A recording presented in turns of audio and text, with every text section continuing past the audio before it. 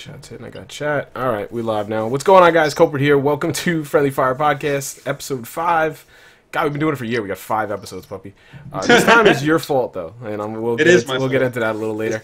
Tonight we're going to talk some Battlefield, competitive Battlefield, not just Battlefield 4, but mostly we'll probably end up focusing there. Joined by 2 prolific shoutcasters, if that's a good adjective, I don't know. BrettFX and Chadman. I'll say my favorite shoutcasters. I think that's got to be accurate. It's my opinion. Hey, I'll go with that. That's awesome. That works. No, you guys have kind of been introducing me. I didn't pay attention to it much in Battlefield 3. It came too late in the game, you know. So, well, I mean, level BF came too late in the game for me. And those the things they built. We can actually touch on that too. I don't even have that down, but. Joined by BrettFX, Chadman70, I think is your Twitter, Chad, right? That is correct, yes. Your YouTube. All the links are going to be, this is eventually going to go over to YouTube. All the links and everything will be in the description. And of course, Mr. the Puppy, on a same old webcam, I guess, but new PC. Same webcam. Yeah, new PC. So maybe we'll get him to convert over and take part in some of this someday. Keep trying. Yeah, so we're just going to go around the horn. You guys give a little intro, sell yourself. It's the most awkward part of any kind of podcast like this. I hate it. It's the part I hate the most, but let's just get it out of the way. I'm going to work around the horn how it is on my screen. So, Brett, I'm going to lead off with you. Tell them who you are, where they can find you, all that kind of stuff, and then we'll get into the meat. Well, I'm BrettFX. You can check me out on YouTube at youtube.com/RNTVH1. You can check me out on Twitter at BrettFX. You can check me out on Twitch, twitch.tv/BrettFX. And you can also check me out on Facebook. I never use it, but it's there at facebook.com/BrettFXGaming. So there's where you can find me. But basically, I am a caster. That's all I do pretty much now for Battlefield 4. I am going to try and branch out into other games like Insurgency, Titanfall, if they ever decide to get private servers, which if they do, awesome, because I'm looking forward to that. Yeah, so that's about it. I am a caster. I dabble in some competitive scrims every now and then, and that's about it. Cool. You sound like you've done this before. You're pretty polished. Well, you know, when you spend most of your time talking in front of a mic and, you know, just live streams, you kind of get a little used to it. When you like to hear yourself talk is what you're saying. Hey, you know what? I love to hear myself talk. Yeah, it's a good quality to have. Puppy, no, I am going to... It sounded so bad. I'm going to skip you. We'll go to Chad. Chad, why don't you do the same spiel? Right, well, my name's Chadman. You can find me on Twitter at Chadman70. You can find my YouTube channel as at the Chadtopia, and you can also find me on Twitch as Chadtopia as well. I am pretty much a shoutcaster. I obviously do Let's Plays on the channel and stuff like that, but predominantly I do the shoutcasting of Battlefield 4. I also do, over the years, I've done quite a few different games, the likes of Counter-Strike, COD, the original COD that is, and just about everything really. So, yeah, you can find me there. You can see all of my Battlefield 4 shoutcasts as well as shoutcasts of Napoleonic Wars, which is an insanely good game. And you can have up to 200 people on a server. So it turns out it is pretty nutty. So it's good fun. And, you know, eventually I hope to get to a situation where I can do this for a living. That's where I'm going. Yeah. That'd be awesome. Hell yeah. I mean, I would love people that. don't want to admit it, but I think that's what everybody would love. So yeah. Whether that's what you're going for today, it's what you're going for tomorrow. So thank you for joining me, guys. I do want to just say quick to chat. If you want to talk to anybody directly, as chat gets a little crazy, just do all caps, the name, and then whatever your message. Makes it easier to pick out, especially for me, because I'm all over the place. Because I know you guys just end up talking to each other and kind of just not even listening usually. And last but not least is Mr. the Puppy. You don't need an introduction, but why don't you tell the people where you've been and why it's been a couple months?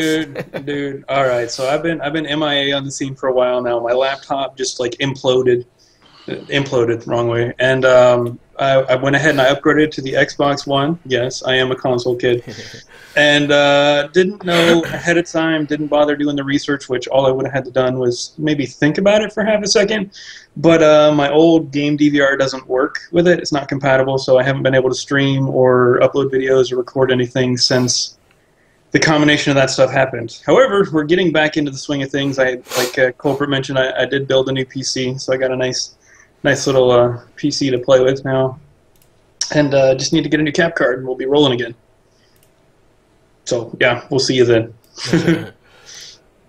Just hit something. I want to make sure I didn't break it. Yeah, how did it work out for you, the PC? It was hard helping your wife. I sweated your build way more than I've sweated any of mine, so I was like, the build went together really nice. The budget got out of hand really quick. That happens. That's why I was trying to stay within it. So. Well, you're talking about computers here. Yeah. I mean, Yeah, it started off as a... when you build a computer, you don't have you like have a ceiling. You have a and floor. And you try not to break it too bad. No, it's definitely the other way. You call it the ceiling, but it's really the floor. Yeah, it's really... It's totally the floor. It started off as an $800 build, and then it started off, well, if we get this motherboard instead of that one, it'll push the budget to like $850. But it's a better value. But it's better value, better bang for your buck by like, you know, twofold. And before you know it, we got a $1,400 PC. Yeah, so because you never factor in Windows, you never factor in that kind of stuff, and then at the end you're just like whatever. So yeah. Oh, good. Glad to have you back. Yeah, but you're not in Battlefield PC yet, which we've got to remedy that at some point. So. Dude, I honestly, in the state of the game right now, I'm not going to be purchasing another copy myself. I don't even have premium yet. If I'm gonna give DICE more money, I'm gonna give them premium or the money for premium on the Xbox. That way I can at least get new stuff, man. Come on. If I had to have to wager, I'd see some big discounts in its future, I would think. Yeah. So we did see it on half price right as you were building, so I would expect that pretty soon. So yeah. Once those start rolling through, I'll probably wait. So kind of as an addendum to this, we'll get everybody in. We like to kind of, it's usually not this long, but talk about what we've been playing lately. Kind of gives everybody a little insight in how you are. Chad, I'll leave you to last because yours is probably the longest list. I know you like to go all over the place. I guess I'll start. I haven't been playing much because I'm going to be short. I've been sick.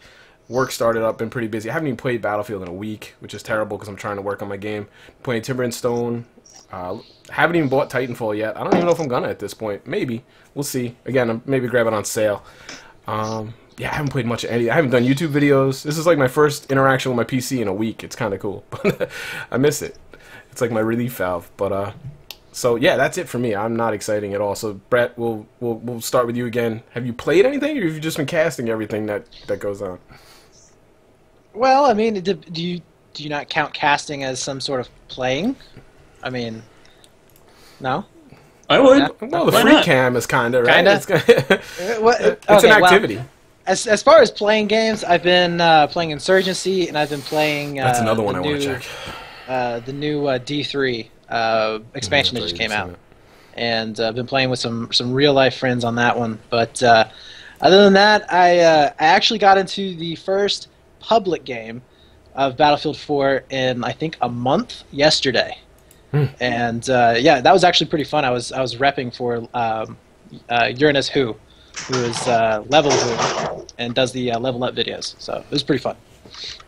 So that was just a public pub stomping, not subbing for a match or something. Yeah, no, I wasn't screaming with anybody. I wasn't filling in. If I was, I mean, if I do. I'm not that great. They like really need to have somebody. I mean, they desperate. Like, please, Brett. Well, we're gonna forfeit if you don't come up. People usually don't do that on a public server, so I was just kind of confused there for a minute. So, but nothing exotic. Basically, Insurgency, which that's one I'm meaning to get. Again, I think it was on sale yesterday. It might even be on sale today. I almost pulled the trigger on it. I just don't have the time right now, and I'll get stomped. And Battlefield. So, all right, cool. Puppy, why don't you fill us in if you've been playing anything? Oh man, I've been playing the hell out of everything. Well, I know one thing, so you can. I've been playing Minecraft. I've been playing the hell out of Minecraft still. I know it's like a little kiddie's game, whatever. I love it. There's a mod pack out there that I've been playing. It's got like some 200 mods, and we got a server. A bunch of guys jump on and play. When I haven't been playing that, I played some Battlefield 4, not a whole lot, just because carrier mode came out, and I don't have premium, so I'm sad. And I also played PlanetSide 2, which is probably my first FPS back on the PC since, I don't know, like 2004, 2005. It's been ages, so that was a rough learning experience. Yeah. I definitely can't play like I used to. Maybe it's PlanetSide. My aim's not off, so I don't know what it is, but I'm just getting annihilated when I try and play that. So yeah, it's part of what you got to do. It's part of paying your dues, really. So that's it. That's been it, man. I was expecting like every free to play known to man kind of thing. Not this time around. A lot of Minecraft, in other words. Yeah, a lot of Minecraft. All right, Chad, what do you got? I'm expecting something pretty crazy here. Oh God, I've been casting and playing all sorts of games really. One of the games that I do cast on a regular basis, I've started casting again, is a American Civil War mod for Napoleonic Wars. So that's always quite entertaining. And games-wise, Let's see. As part of the players throughs on the channel, there has been Rome 2 Total War, Napoleon Total War, Medieval 2 Total War, Hearts of Iron 3, Battlefield 4. Let's see what else is there. There's also Evil Genius. That's my go-to game at the moment, I've seen you which I absolutely love. And just really anything. Empire Total War in there as well, and Hearts of Iron 3. I think I've said. You're not already, a history buff, are you? Oh, massive history buff. Yeah, massive Couldn't history tell. buff. But yeah, it's. I mean, I played some Battlefield 4 on my stream that I did tonight, and had a laugh. Really, I didn't take it too seriously. It was just a case of jump in there and shoot people in the face. Really, that was pretty much it. A good laugh, though. You weren't laughing at the game. You were having a good time. I was having a good time. Yeah, I wasn't kind of laughing at the game. It was more of a case of I just wanted to shoot people in the face. I'd had a crappy week, and I thought I'll wind down with a little bit of mass genocide. C4 everywhere. Yeah. But Chad, in your situation, it'd be mass suicide, right?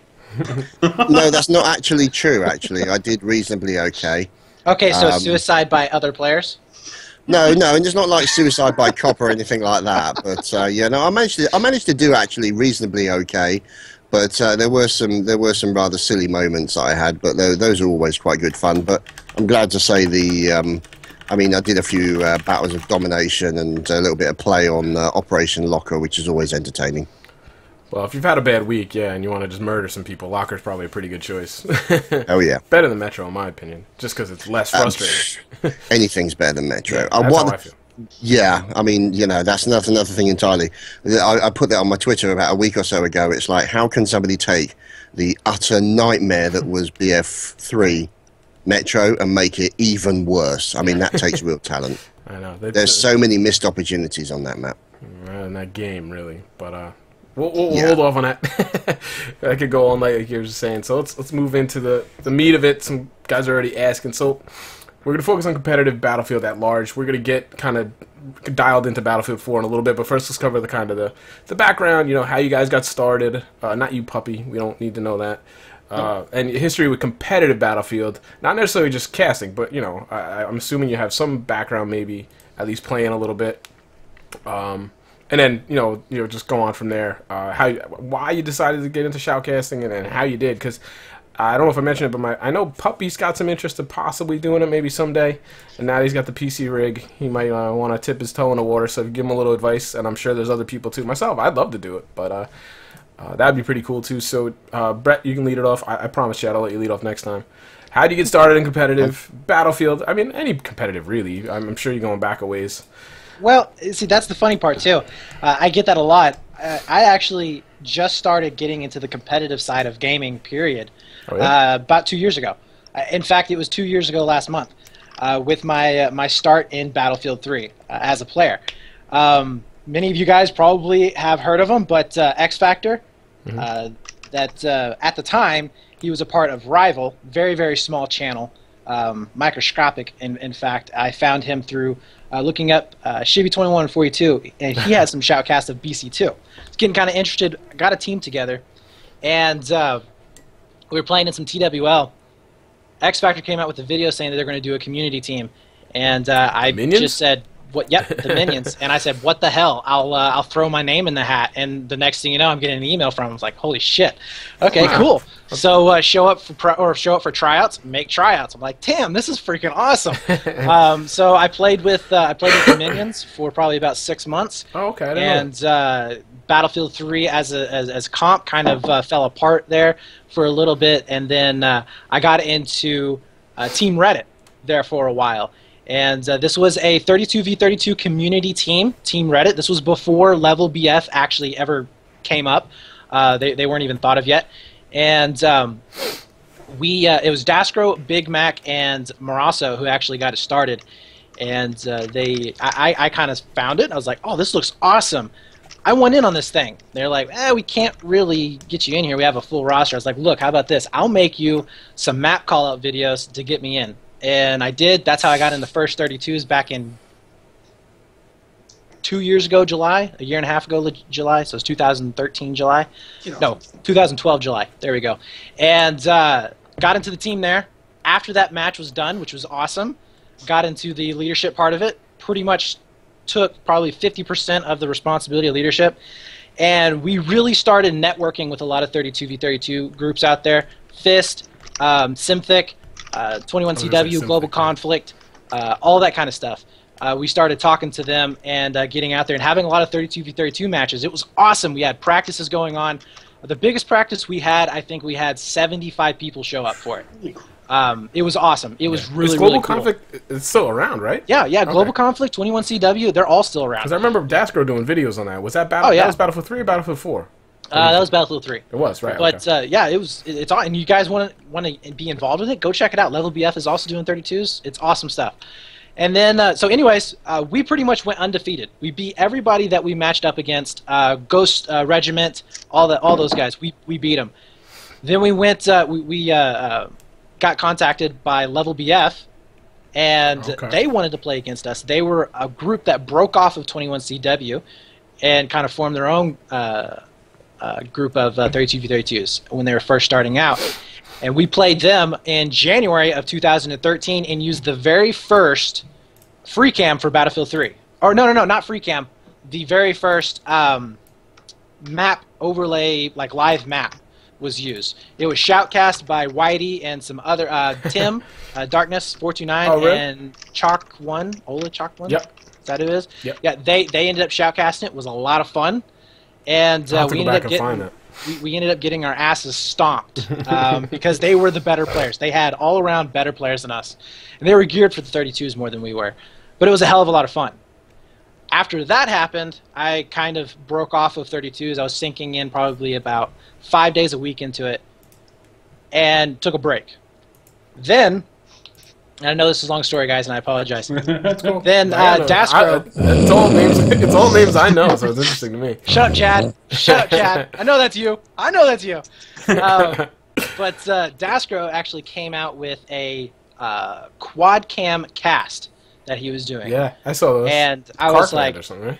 And I seen him do it before, a while back, and then he kind of didn't do it anymore. And I was like, this is nothing against Dasgro, but I got into casting because I thought I could do it better than him. Just straight up, I was like, you know, I could do that. If you don't think that, you're not going to be any good. Do that. And so, anyways, I contacted Dasgro, got hooked up with him. He showed me exactly what was going on, and I started casting with him. A little while later, I got hooked back up with Level, and I became their esports coordinator. So all of the 5v5s and 10v10s and 8v8s and stuff like that happened from June all the way up until December, I was the one who put those together and organized them. And we ended up putting together some pretty awesome freaking events. I cast a lot of them, and that's how it goes. That's where we're at today. Cool. And now I'm casting WEL, Level BF, CEVO, ESL. I can't keep them all straight. You got crazy. DGL. I mean, you got all kinds of U's and U's and E's. They need a website that just lists them all and what's going when. And it would be cool if we could have some kind of centralized website to where you could go to it and be like, I am in Europe. And then bam, it'll pop up everything for Europe. But whatever. Yeah. Wow, see, I didn't realize you were just like a big fanboy of everybody and just kind of hit them all up, and that's how you got started. X Factor, Dasgro. That's pretty cool, though. I didn't realize you were a minion, first of all, and I didn't all that. Yeah, I remember something like the free cam stuff and the 4x camera. Yeah, it's funny. I was watching. I feel inspired. I was the rep bitch. That's for anybody that's comp and has played vehicles, there's always a rep bitch, and I was that guy. I'd be like the speed bump. I wouldn't even be the rep bitch. I was a lot of times. Friendly fire is on, and if they back up, you're dead. Yeah, that's true. That's true. Yeah, I forgot about the friendly fire. That's right. All right, that's pretty cool. Yeah, that was pretty good. I didn't realize, like I said, you wove in so much to the rest of the YouTube community and stuff. So, Chad, what do you got? You can top that? Oh, God, no. Coattails? Not even close. No. Competitively, last time I played competitively in a game, probably you're talking early 2000. Well, I saw you play in the scrimmage. Well, that was a couple months ago, right? Or yeah, that was awesome. with the guys from Exertus EU, now Infused. The main reason I did that really is because I tend to find, from a shoutcasting point of view, sometimes it's good to actually be in the shoes of the guys that you're casting. So you understand exactly what's going on with respect to positioning, because, I mean, this is discussions that I've had with Dogbert, is the fact that Battlefield competitive is not necessarily about getting the kills, it's about positioning, it's about awareness of what's going on around you.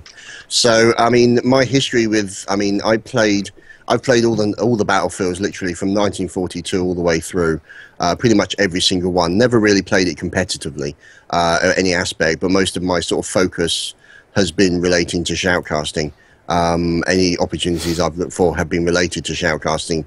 Dogbert, who is like one of my sort of main casting partners, he and I sort of got to know each other probably going on for about between 10 and 12 years ago.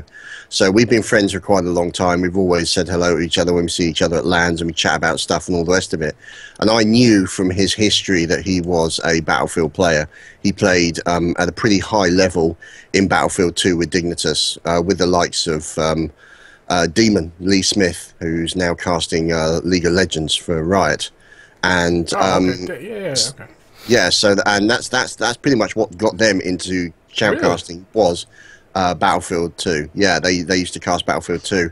And so what happened as a result of that is I knew for a fact that from some of my contacts at ESL were going to be interested in getting casters for Battlefield.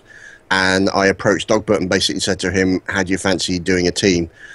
Basically, I'll do all the talking and you can be the expert. And he was like, yeah, I'm up for that. And that's pretty much the direction we went in. And, you know, we've been in demand ever since, really. I mean, I just do all the talking and he brings the expertise. Yeah. Well, especially, you know, when he... This is Dogbert casting. Okay, guys, so, I've yeah, seen, you know, it's funny Fnatic's going to win, Value Tower shall love him, blah, blah, blah, blah. Mayak, he's going to win it for Epsilon, they're going to lose at LAN. That's Dogbert. I've probably only seen a couple of his streams, and literally that's what he was doing and whatnot. It was, you know, it looks like he just rolled out of bed and he's doing a stream. The thing is also, I mean, when it comes to the standard breakdown for shoutcasters, you have a play-by-play guy whose job it is to call out exactly what's happening, and then you have the color whose job it is essentially at its most basic level. Yeah. The play-by-play says what happens, and the colour says why it's happened and the context under which it's happened. Right. And so pretty much most of the time, exactly, it's become become the norm since I've been casting, to be honest. And this was back in the days of sort of, you know, 2003, 2004 is when it started to actually become those definitive roles. And so what happens is that essentially you don't really need to see what Dogbert is looking at, because most of the time he'll end up just looking at the overview map to watch the movement of the players, which is pretty much what you tend to do as a color caster, which is why you invariably don't see the color caster's camera when he's doing his job. Yeah, because you're anticipating the engagements before they even happen. You know, especially if you're handling the camera at the same time. That's the part that will get me. Like, somebody wants to do the camera and I just talk about what happens. Yeah, I could do that. I mean, not well, but I could do it. But having to do all that. What the color does is he directs the play-by-play guy where the action is going to go.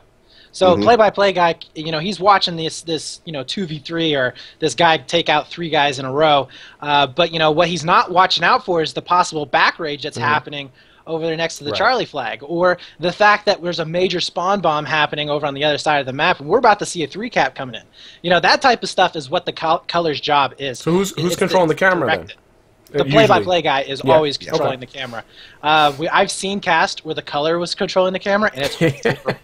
It is horrible. But it just doesn't make sense. It does not make sense. But you both have your own perspectives, right? I mean, it depends on the game, obviously. But, you know, so the color guy can literally be looking at whatever the hell he wants to, and that's not being broadcast. That's what you're saying. He's got the map open, maybe, and that kind of stuff. Okay. Well, the thing is, to a certain degree, I mean, this is why essentially casting generally, especially as a play-by-play player, is difficult if you are the host, because not only are you the host, you're also the producer as well. So it's your job to actually make sure that what the players are seeing is what is being referred to in the conversation. So, you know, it'll be a case of as soon as Dogbert starts talking, I might immediately switch to the map or quickly switch to the person that he's talking about so that I can focus the camera on to whatever it is that they are talking about at that particular time. But yeah, like Brett was saying, I mean, because the thing is, when you're doing the play-by-play, you are in the moment. moment. You are completely 100% in the moment. Excited. And you don't see things like trends, how people are pushing on a regular basis, how they're moving, how they are, which particular guns they happen to be using, why they're using that. How you might see movement of people, but what you didn't see is the fact that they did a 5-man squad bomb at that particular place and then broke up into a 3 and a 2.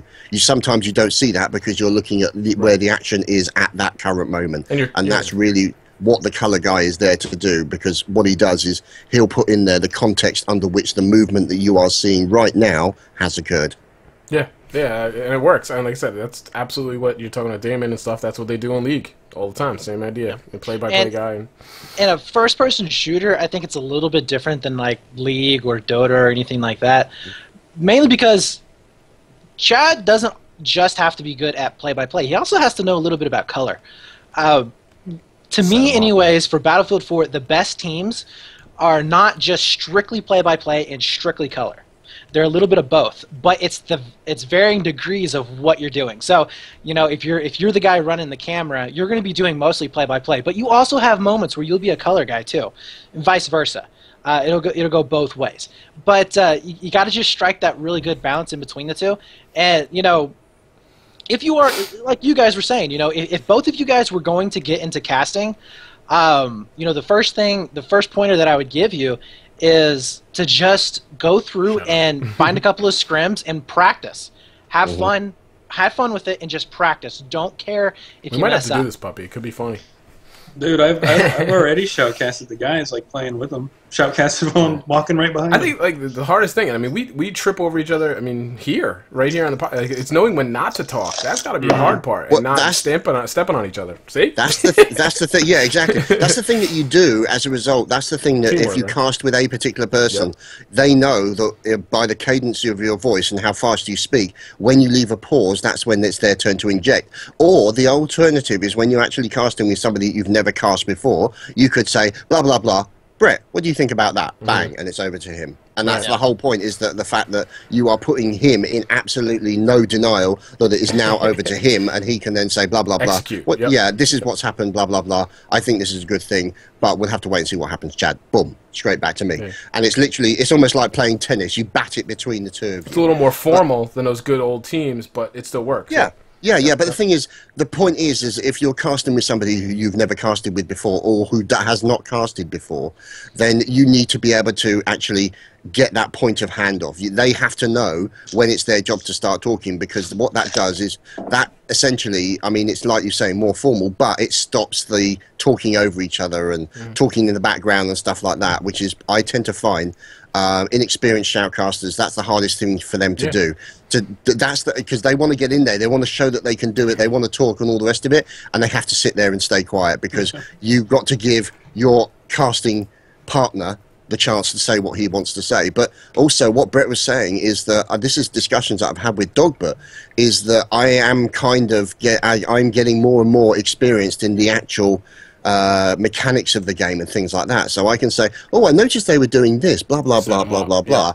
What's your thoughts on that, Dogbert? And a couple of times he said, yeah, you're absolutely correct. But here's another thing. Yeah, I know, I'm shocked as well. Here's another thing. There are times where I see stuff in chat, I know it's wrong, but I'll say it so that Dogbert can say, no, that's actually not what's happening. This is what's happening. Because the point is that you can then just say, well, you know, it's not to say that, you know, I'm ignorant of the situation. I know exactly what's happening. But what I want to do is I want to show, I'm trying to show the people who are assuming from the wrong position that why this thing is happening. And so basically I'm go in there and quite prepared to be completely and utterly wrong, in order for Dogbert to then correct me and say, no, this is what's going on. Yeah, I mean, I think you definitely tell the difference between guys that have casted together a lot in any sport, really. Or I guess you could say the same thing, like college football, whatever, or you know, any soccer, whatever. I'm butchering it. So yeah, I mean, I definitely, like you said, you just got to do it. You just practice, get to know your person you're doing. Brett, I know you do solo a lot, so it's like more respect to you for camera, play-by-play. And well, you know, because I was gonna point this out. Chadman actually prefers to do it solo to an extent, Whereas I would prefer to do it with another person. I enjoy being more the color guy as opposed to the play-by-play, but I like teams. I like going in there and casting with teams just because you can work off of each other. And because of my third event that I cast was the Portugal land, and I had to cast, and Chadman, yes, you have me beat, okay? And yes, you can say it later. But I cast for 9 hours straight on Saturday and then for 8 hours straight on Sunday by myself. That was brutal. And I never want to do that again. That was like a kick in the pants right from the get-go, right out of the gate, and like I never want to do it again. Got the dog tags, you're good. I am all for casting with teams, no doubt about it. I think it's more interesting overall for the viewer, you know, because you get different opinions, and you know. It can be. I mean, the thing is, from my point of view, it's kind of ironic because I've been doing this for a while. Especially if I'm casting solo, you build up a certain speed of casting, and now for those of you who've heard me know I can speak at least relatively okay at a pretty decent speed.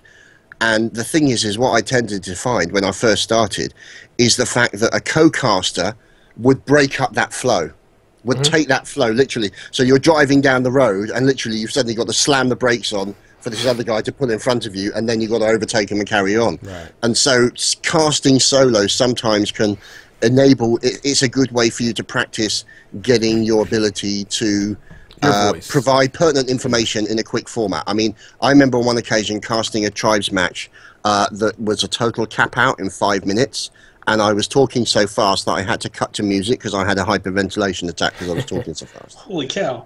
Yeah, so the thing is, the whole point is that if casting with a co-caster is something that takes practice, and also it needs to be in a certain way. There's got to be a level of friendship there, so that you can have a little bit of banter between each other, a little bit of teasing, a little bit of this and a little bit of that. Yeah, which is why, obviously, when I cast with Dogbert or when I cast with Brett, there's always a good repartee between the two of us because we have a little bit of fun at each other's expense, and you want to bring that kind of fun and enjoyment to the actual cast itself. So there are certain advantages with respect to technique that solo casting provides you, but you still can't beat that that feeling of community and camaraderie that you have when casting with another person. So let's get right into that then. I mean, chat's asking right now, so I'm going to ask you guys to talk on it. But like you say, I mean, first of all, why is it called shoutcasting? I have an idea, but maybe I'm not even right. But I'll let you guys talk about it. Chat's asking that.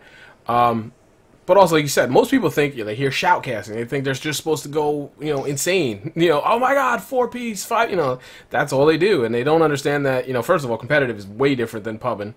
So they're going in with a pub. They don't quite realize that not anybody can just do this. And of course, I'm fluffing you guys up here. But it's true, though. Like you said, you have to understand what's happening. You did not just say that. Totally did. You did not just say totally that. did. Culprit, the esports fluffer. This is my audition here. You're laughing at me. God. All right, fine, Chad. Okay, right. On that, yeah, right. Okay. But you know what I mean? Like, not anybody can do it, first of all, and you have to have a lot of it. knowledge of what's going to happen before it happens, and then touch on why they call it shoutcasting, obviously. Well, the thing is also, when it comes to casting, especially when it comes to casting play-by-play, you have to have, to a certain degree, a gift of the gab, as we would call it in England, the ability to shortage of that here. To talk, yeah, to talk fast and at least be relatively entertaining. Not everybody has that. I mean, I've heard some casters where I've literally wanted to slip my wrist because they just sound so bored. But it's one of those things where when it comes to the actual why it's called shoutcasting, when it first started off, this was in the early days when it was just audio. Now, bear in mind that also casting, the way that casting was done changed when it went from audio to video. Because bear in mind, from audio, you were describing the game that was occurring to players of the game. So pretty much most of them knew the maps. But for those that didn't, you had to be very specific about what you were calling out, where you were calling out, what was happening. You could say, in the case of tribes, such and such a cat route, and everyone would immediately know what cat route you're talking about. But everybody used Winamp, and there was a plugin for Winamp called Shoutcast. Now, what that was a program that enabled you to connect to a third-party server and then stream your audio out at a multitude of different qualities to that server. People would then connect to that server on the internet, and they will be able to listen to your audio broadcast through Winamp. So that's where the term Shoutcaster actually came from. This is back in 1999, 2000, around that sort of period. So when you would actually release the broadcast, you would release the MP3 file that you would have recorded as a result of that plugin. So that's pretty much where it's coming from the point of view of the actual name of it. And it's just, it's moved on from, as people are always going to be shoutcasters or just casters and everything like that, or commentators and things like that. Although I do notice that everybody now who has a Battlefield channel or a channel that plays the games and talks about them and the hints and tips and stuff is called a commentator, which I wonder if that's actually a correct term. Are they more of a commenter than a commentator? Yeah. Yeah, I mean, I don't think they're really either. I mean, myself too. It's more vlogs with gameplay behind it, but even if you're giving tips, you're not really commenting, you know, but I wanted to ask you guys something. Now, I know since we keep bringing up League, I know League, like, when you watch the NA League scene, the casting there is considered beginner's casting. You know, they're very much explaining every little nuance that happens, and then they consider the Korean side, the casting, not the gameplay here, to be more advanced. You know, they talk about, you know, kind of more advanced meta and tactics and strategies and stuff. Do you guys find out with certain leagues, or when you cast, you guys make any adjustments for that? You know, make them a little noob-friendlier and you know, kind of thing? It depends, really. Okay. Go ahead, Brett. Well, when I cast generally, a lot of times what I'll do is I will make the general statements of what we're seeing. So at the very beginning of the match, yeah, I've noticed I'm going to be stating out that this is going to be domination, 3 flags, buy tickets, best of 1 map, 3 maps, whatever it may be. You know, you also say, like, you're going to see here at the start, these 2 guys might go this, you know, yeah. And that's great for me. I appreciate that. I think I even, like, tweeted at you, like, hey, man, can you do this? Yeah. Yeah, so I do it to an extent for newer players, but for the particular game of Battlefield 4 at the moment, there's not a whole lot of in-depth meta or strat with the game type that we have. Now, with Battlefield 3, there absolutely was. I loved Battlefield 3 casting, especially 4v4 squad rushes, because you had timing pushes, you had areas that you had to defend, you had a lot of really good push and pull moments. You had back rages, you know, spawn bombs. Do we try and go for a couple of cheeky kills here in the backfield? It was really dynamic in Battlefield 3 because it was conquest, but on maps that it could work on that were small, like Bazaar, Sign, Metro, those type of things. And you had that dynamic of a metagame, and you could have the advanced tactics. With Battlefield 4, and Chad may disagree with me here, but it's not that advanced. Even at the highest level, you have a certain amount of, you just have to, it's like I was telling you the other day on Twitter. The biggest help to you improving your game, map awareness, map knowledge. You have to know what's going on during the game, and you have to have enough knowledge about the map to know, okay, if this happens, then I need to do this. If I know people are dying here, people are going to be here. If I spawn here, they're going to be here. If I just killed 5 guys here, I know, because I have A and B flag, they're going to spawn way over here on this side of the map. That right there is, in my opinion, as in-depth as it gets right now.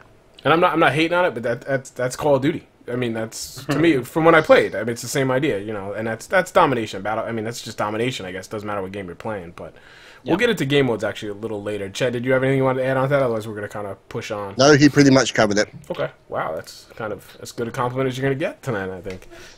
Well, you know, if you want a compliment out of Chad, so that's what I'm saying. It's like getting blood out of a stone, yeah, I know. Before we push on to focusing on Battlefield 4, let's touch a couple. I got some questions from Twitter and things. First one's going to be, well, you know, we'll do the favorite team one. We spoke about that a little bit before. Do you guys have a favorite team you root for, or a favorite team you root against? Well, I think we heard about that before the cast.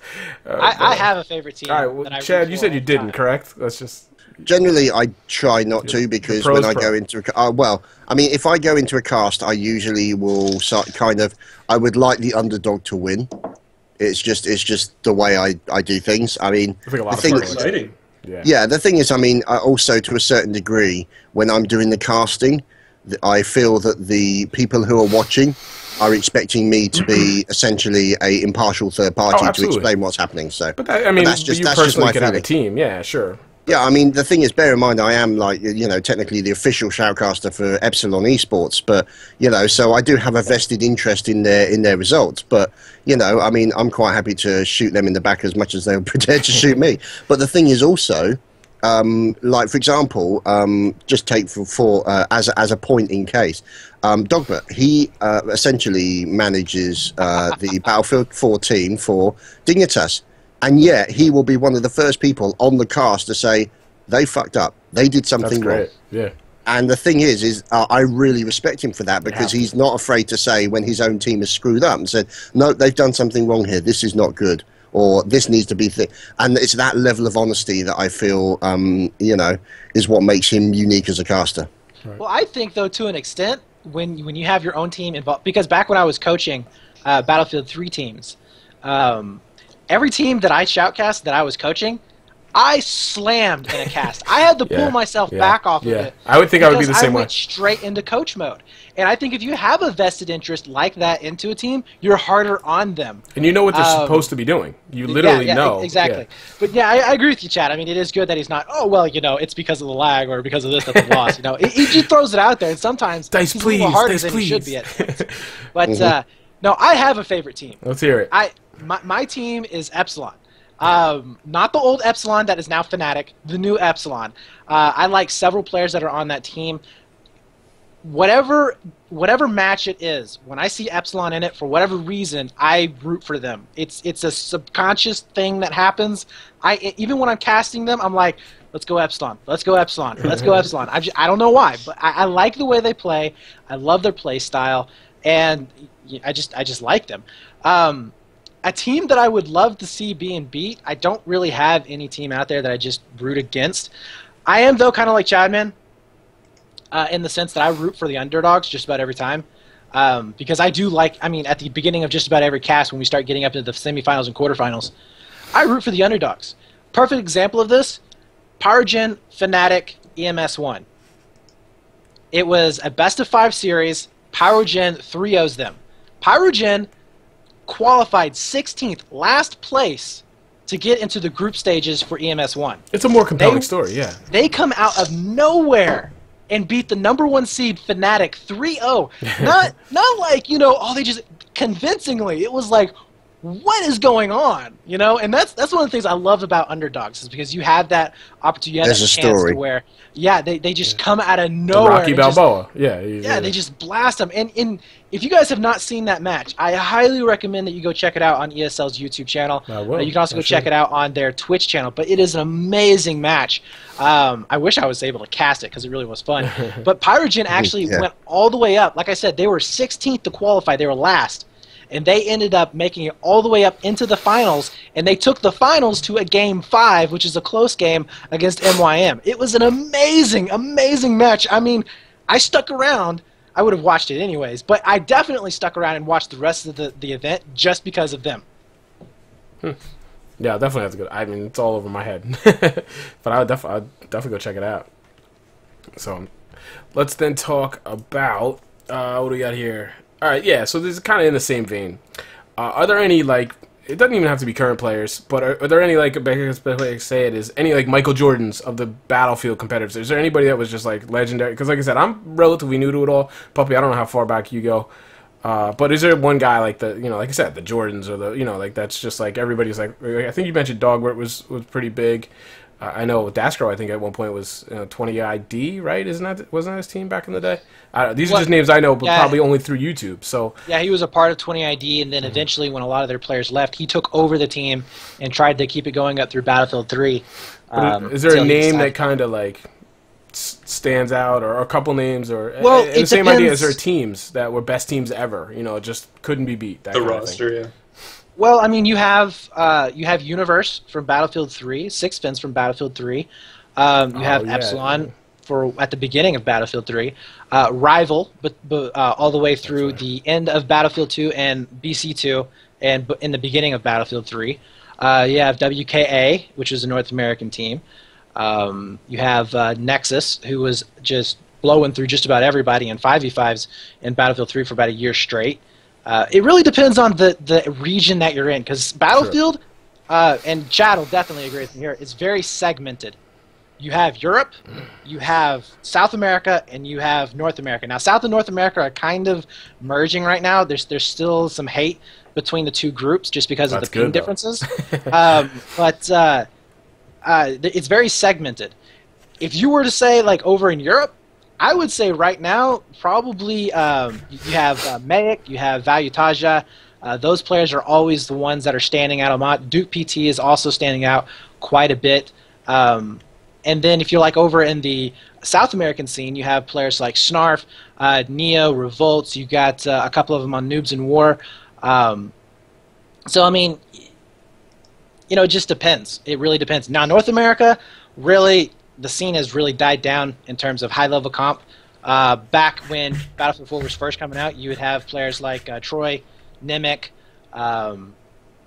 99, Clicks. All those guys are actually on Exertus. Really, really good players. But you had some up-and-coming players like J-Rod, which was a really, really good player for Nexus. I actually was scrimming and playing with MYM when they were not matching with them, but scrimming with them on a fairly regular basis. But I would say it's regional. No argument there. No argument there. So yeah, it becomes very compartmentalized. That's something that does happen. Is that just because of the lag, or is that just because there is like this sort of like inter-region hate, or what's that all about? Well, the thing is, there can kind of ping is really a big difference. Yeah. It's logistics, but to be honest, there are some players that just don't help the matters when it comes to the inter-region rivalries. They just they have to poke the sleeping bear because that's what they do. Time zones. So then let's stir the pot. Which is the best region? I mean, I think I know. But are you talking generally or right now as of this point? Let's say what's the strongest region right now? If I want to watch the best competitive Battlefield 4, Europe. Yeah. Europe, hands down. Now the up and coming is South America, as far as I think. Yeah, okay. If you're talking about just a growing scene, yeah, South America is there. But if you're talking about quality of players, if you want to play with, and you want to play against, and you want to watch, you go to European scene. They are the best right now in Battlefield. And why would we say that? Have they been at it longer, or is there a reason for this? Well, there's more competitive support. Okay. Yeah, they have more competitive support. They have more teams, which means that they practice more, and they have a lot of varying different styles that come into play. Before North America had finished 2 cups, ESL had already finished 5 cups and was going on into the Go 4 series and getting ready for EMS. So there is just a lot more happening over in Europe, and that is why they're so much further ahead. We have players over in North America that are amazingly good.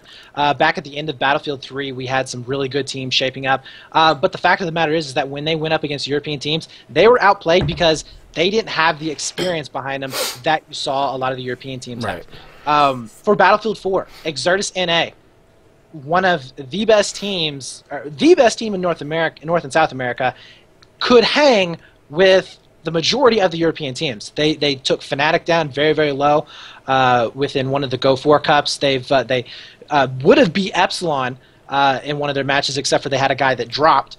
I mean, they took some really top-tier teams down in the day. Unfortunately, they broke apart. Nexus SA, the South American Nexus team, I would put them up back when they were playing consistently. I would put them up against any team and say that they could hang with them. Not beat them, but they could definitely make one heck of a game out of it against anybody over in Europe. But the problem is that you only have these good teams in South and North America, like 1 or 2. Mm-hmm. And that is a negative because it scares away other competition. You go over to Europe, you have Dignitas, you have Pyrogen, you have MYM, you have Epsilon, Fnatic. I mean, UMAV, which I don't know if UMAV is still together or not. But, I mean, you got all these teams, ESC Icybox, Planet Key Dynamics. You got these teams that any day of the week, they could show up and they could take down top teams that you would say was top teams. There for a while, Chadman will agree with me, you had Fnatic winning, and then all of a sudden it was MYM, and then all of a sudden it was UMAV, and then all of a sudden it was AAA. It's so dynamic over in Europe that we don't have that over here in North and South America. you don't have that level of domination that tends to be associated. That I tend to find throughout a lot of games.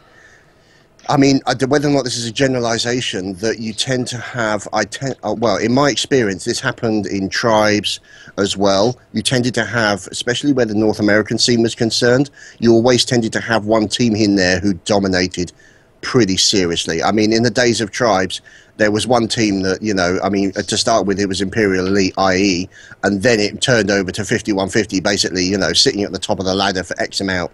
And I'm just wondering if it's something that's particularly unique to America, that you tend literally to have one team that is outstanding above all others to the point where they can't be beaten. Whereas I don't know whether or not it just means that the style of play makes it different, or whether or not it's just these people are more dedicated and they practice so much more that means that they're actually ahead of the rest of the competition, or that maybe is it the mentality of the gamer in North America that makes it different compared to you know, the mentality of the gamer in Europe, which means that there might actually be more teams in Europe that are at an equal level of skill, and therefore you can't say that one team is going to dominate completely for an X period of time. I would say that it definitely has something to do with the attitude. The attitude of North American players generally is, it's hard, I'm getting my butt kicked, I'm not having fun, I'm going away. No, American. Yeah, Americans. And and the other thing is that Battlefield 3 was a perfect example of this. We had one dominant team in Battlefield 3 for about a year. That was Nexus. Nexus swallowed up about 5 different teams. I mean, they just completely swallowed up the whole roster, or the remaining roster of them. That's one of the other big problems with NA comp. People are too lazy to, because it's hard. It is hard. I've put together several teams and have run them. It's difficult, but nobody wants to be that captain, owner / manager role where you have to make sure teams are signed up, make sure they're showing up for practice, make sure they're showing up for matches, you know, making sure that they're doing the right things during practice, that type of thing. It's a very unforgiving and thankless job, and a lot of people just are like, screw this. You know, I don't want to have to deal with this crap. Because a lot of times you do have to deal with egos. I mean, let's face it, it's not just competitive gaming, it's competitive generally. Yeah. Competition brings out the assholes in people. Oh, yeah. It just does. And when you have a very small community, you have a very high, you know, percentage of assholes in it. You know, I mean, you can say, oh, well, it's just a volatile. No, League of Legends is just as volatile as Battlefield. CSGO is just as volatile as Dota. You know, they both have them. They all have them. It's just the amount that you see because of how big or small the community is. Right. But yeah, I think that North America has problems right now with the fact that you have players that are too lazy and they don't want to put the effort into building a team, and then you also have the problem with the lack of leagues. You have CEVO right now that is doing they're doing one season right now. It's one match a week. That is not a whole lot. No. Yes, ESL is kind of doing the same thing. They do Go Fours on every Sunday, but the thing is that they also have the EMS that's going to be starting up, which means that they'll have a Go Four on Sunday, and then they'll have the EMS qualifying cup on Monday and Tuesday. That's a lot of events. That keeps you active. You have something to do every single week. In North America, you don't. And it gets to a point where people have played these maps 1,000 times. They know how they're played. Their shots are on par. Why practice anymore? You know, and then you have this downward spiral of new teams getting into the game. They don't know where to go. Where do I go find scrims? Where do I how do I get better as a player? You know, well, there's nobody out there to play against, because all the experienced teams, they have their own little clique that they either scrim against or they don't scrim as often anymore. And then that's how your competitive, I guess you could say that the skill goes down in North America. And they just refuse. North Americans refuse to play with and against South Americans. Yes, the ping difference is very, very irritating, but the fact of the matter is that ping only goes so far. If you're a dominant team, you're just a plain dominant team, okay? That's all there is to it. I have seen South American teams play against good North American teams, and the North American teams would win out just because they were simply better. And these were good South American teams. These weren't just anybody. They weren't pushovers. So, to an extent, yeah, ping does help. But, to another extent, hey, you want to play competitive? Just do it. Yeah. I mean, and I'm going to roll into this now. We're going to start focusing on Battlefield 4. It's hard right now in Battlefield 4 because there's all these other frustrations that pile on top. I mean, I couldn't imagine being one of these guys that are pumping hours in every night. Chad, you were talking about you just played Battlefield 4, you had a light attitude about it, you had fun. Well, these competitive guys don't get that liberty, when they're practicing, and I just couldn't imagine. Chips are on the line. Yeah, you got to make that shot. You make the shot, you die. We all know. We're well aware of the issues. So, again, we kind of touched on the leagues and things. So, what is the current state? We don't have to go that deeply now because, like I said, we did just touch on it of Battlefield 4 competitive. Across the board. I know South America's growing, but overall, will we say kind of dwindling? Life support? Is there a chance? What do we got here? How's the outlook looking? From the point of view, speaking specifically relating to European Battlefield, I would say it's currently in a state of it's kind of in a sort of dormant state, really. There's not really a huge amount of progress being made. We've obviously just lost UMAV. They've broken up, and I'm wondering if that's actually the start of a trend, that it could mark a sort of downward trend of competitive Battlefield in Europe. But UMAV, though, they've broken up how many times now? Yeah, they've been to the prom a few times. But yeah, it's just it's a difficult thing because looking at, I'm talking to the players. I mean, when I played that scrim with Exertus EU, and we played against, I think, a couple of teams, and the hit registration just was, we played one team who were great, no problem at all. Played on another team, and I don't know what it is, but this seems to be a problem that a lot of players have with some of the competitive servers that are hosted in Germany. It's either the routing or something along those lines. Something is going wrong. I ran round the corner, emptied an entire Ace-23 mag into a guy. He turned around and killed me with 2 shots. And the thing is, that is the kind of thing that people are having to fight against, in addition to everything that's going on at the moment. Drops, too, are a big thing. Exactly, yeah. That's the thing is when you're talking about the competition, it's gotten to the point where people are saying, yeah, the winner is basically who doesn't crash first. Mm-hmm. And that's not really the way it should be. And the thing is, these guys, obviously, they've been in competitive Battlefield for quite a while. They have staying power. They do have, what's the word? They're in it for the long term as far as they're concerned. But I will also say that their patience only lasts up to a certain point. I think that's fair at this point, yeah. Yeah, and the thing is how long can, the survival of a league is based on the organisations that play in it. If the organisations look at the game and no longer see any kind of return on investment, they will step away. That's the reality.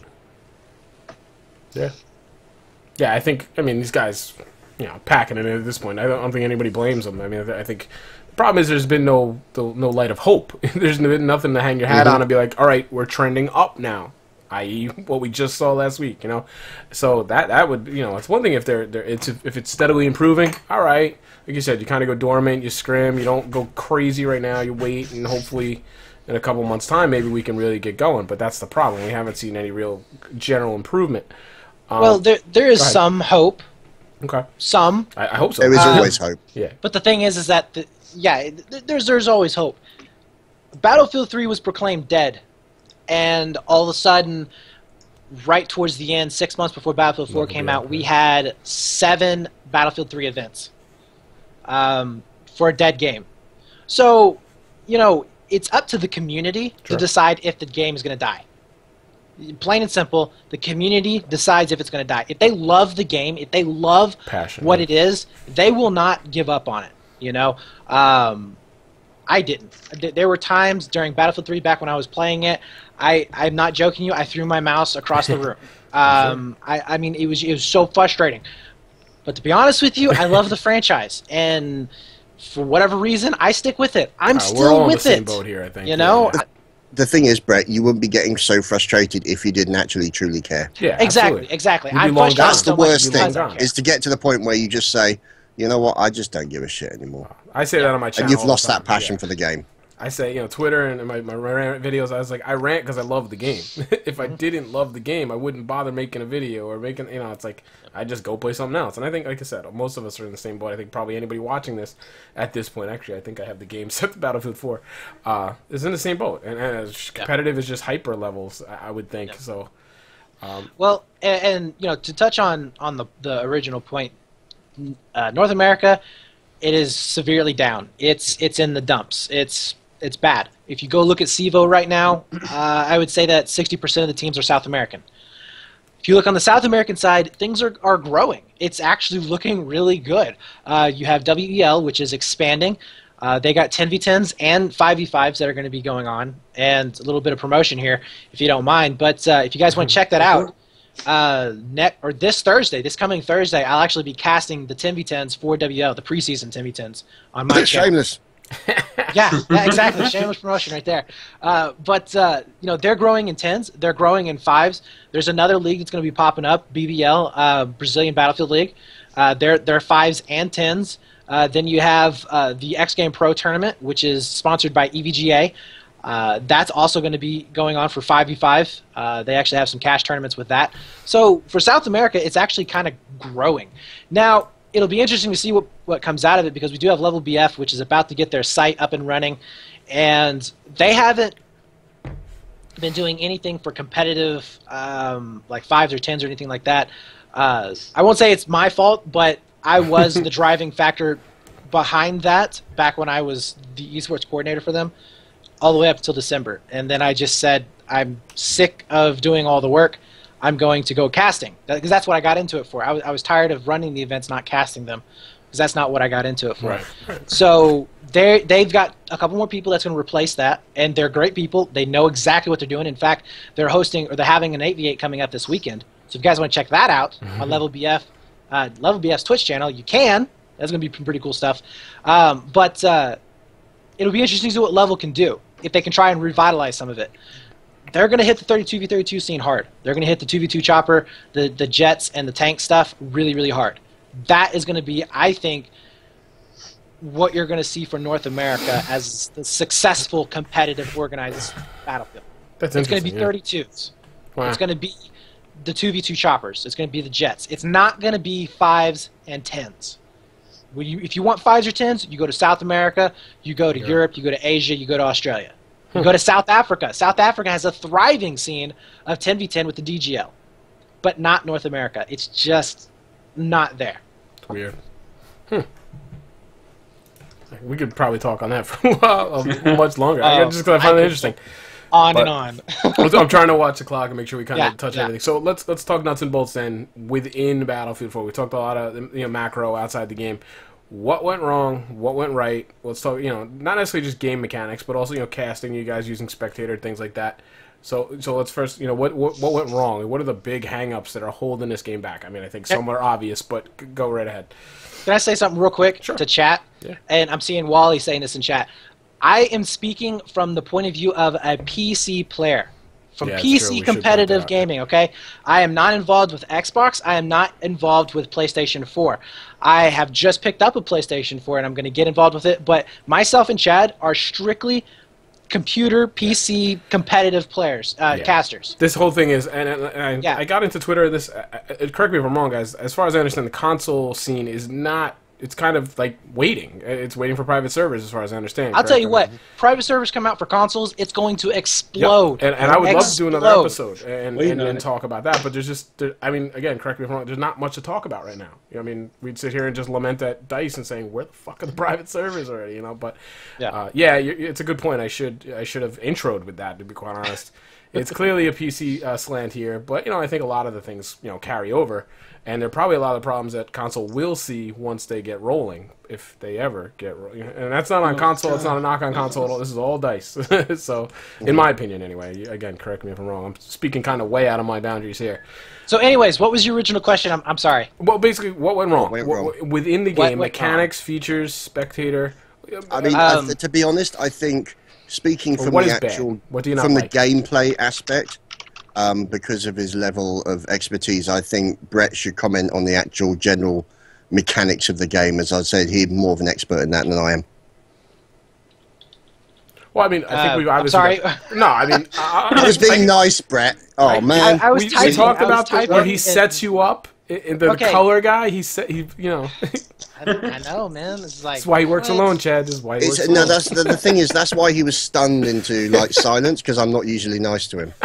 Yeah, no doubt. He was No probably doubt just about typing in some kind of insult to you in chat. Yeah, actually. probably, yeah. Yeah, I better check my Well- Skype just in case he calls me an arsehole. So let me just cross off the list. We know we're just gonna cross off the blanket netcode because there's no reason beating that dead horse. We know that the gun registration and gunplay are lacking, right? So Yeah, but the thing is also, bear in mind that the issue also to do certain with the netcode is people are going on about the tick rate. Now, bear in mind that the tick rate is exactly the same as it was in Battlefield 3, and that the issues were less of a problem when it came to Battlefield 3 than it was for Battlefield 4. Granted, obviously, in the early days of Battlefield 3, it was terrible. And obviously, there were some patches that came in and slowly improved things over the course of time. The biggest problem is the window of opportunity. The window of opportunity to make this a successful game, they had it in Battlefield 3. They managed to get it within that window in Battlefield 3. The window is closing for Battlefield 4 very fucking quickly. And if they don't get their shit together, that is it. It is dead as a game. well, That is- delaying your Hail Mary DLC doesn't help too well. So you know, but yeah. But the I thing is, think the whole... that- Sorry, Brett. I mean, finish your thought real quick. Yeah, the problem is the fact that it's going to get to a situation where DICE are going to have, as a result of everything that they've done, the history that they've, of all the things that they've worked on, that essentially, you can literally cash that out as a certain amount of leeway and a certain amount of bufferage that the community and cachet the teams and the players and everything are prepared to give them. That is disappearing fast. Once they've lost it, they may never ever get it back. I'm saying as a YouTuber, for me, it's gone. You know, I'm not a competitive guy, but same thing. It's that goodwill, that patience. Like, you know, you've done right by me before. You know, now that's gone. I mean, one day at a time for me, as a player and a YouTuber. So I can only imagine. I think part of the issue also is the fact that they tried to do too much. Hey, clearly. Yes. I mean, the thing is, obviously, you look at, I mean, on some of these maps, there is less destruction than there was in Battlefield Bad Company 2. And sometimes some of the matches that you had in Bad Company 2 were so absolutely insanely silly. And, you know, buildings and just, you know, it's literally... And I just think that they tried to cram too much into a single game, and as a result of that, I think it was a case of their technical ability was essentially outstripped by essentially, you know, the size of their stomachs almost. You know, they couldn't eat the meal that they had set themselves. The in, feature and list, the feature list, yeah. And the thing is, that's not to say that it couldn't have been added to. Yeah. It could have That's been added the to. approach It they could have should been have bolted on. Yes. The thing is, Yeah, what you're talking about is development of games should be done at a modular level. So you have your basic modules that you put into place, and then you start to bolt in additional modules that then essentially improve the general experience of the game. The problem with Battlefield 4 is the fact that the foundations under which they were building it were essentially shaky, and as a result of that, everything else built on top of that has been equally shaky. Yeah, and to add on that, I think, because I'm going to sound like an elitist prick here, and I don't mean to My be. great habit of a but, lifetime. well, That's you why know. they keep me here. Yeah. But that ship has sailed. the thing is that they made this game way too casual. Well, They sat down and they said, let's make this game for the guy that's going to get on 1 hour a week. He's going to jump on during his lunch break. Let's make the game for him. Screw the guys that are going to put hundreds of hours into this. Screw the guys that are going to build leagues around it. Screw the guys that are going to build communities around this. That are going to have servers, and they're going to have. I mean, you have teams out there that have 10, 15 servers. They have communities of 200, 300, 400 people, and they don't build the game for them anymore. They build it for the guy that just, I want to get on, get some easy kills, and then get off. Right.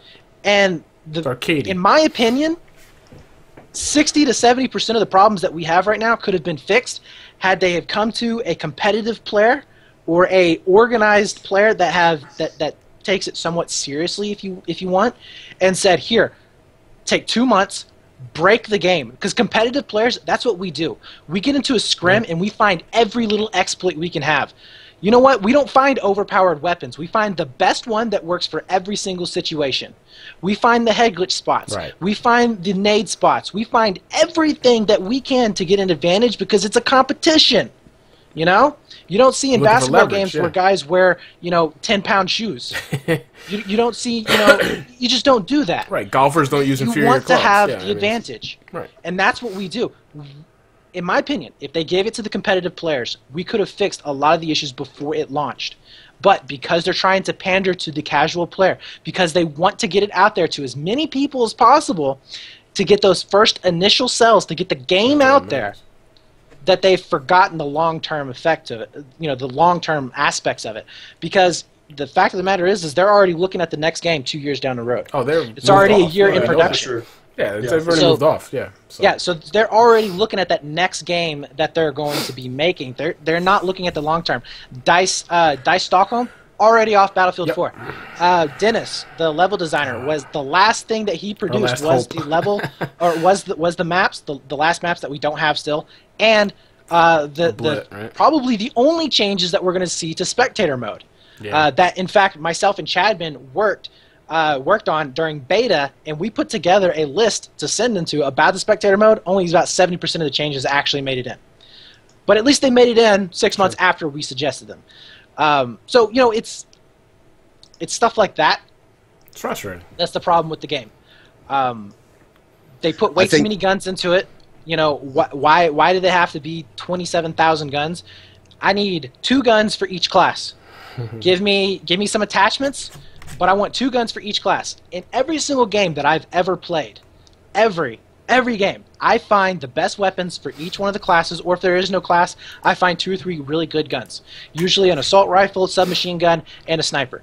And I stick with those. That's all I play with. And majority of the people out there do that. Now, every once in a while, yeah, you get bored. What the hell? I'm going to throw a suppressor on a shotgun with a 6x scope.